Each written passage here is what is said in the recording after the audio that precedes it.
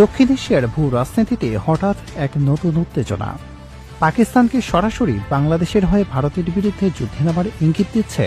সম্প্রতি পাকিস্তানের ক্ষমতাসীন দল মুসলিম লীগের যুব শাখার নেতা কামরান সাইদ ওসমানীর একটি বিস্ফোরক ভিডিও বার্তা তোলপাড় সৃষ্টি করেছে ভারত ও পাকিস্তানের সংবাদ মাধ্যমে, যেখানে তিনি ভারতকে সরাসরি হুঁশিয়ারি দিয়ে বলেছেন, বাংলাদেশে হামলা হলে চুপ থাকবে না পাকিস্তান।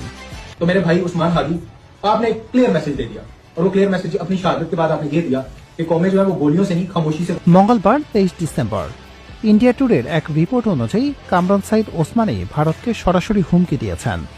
ওসমানী দাবি করেন, পাকিস্তান কখনোই বাংলাদেশকে ভারতের মতাদর্শগত আধিপত্যের নিচে ঠেলে দেওয়া মেনে নেবে না।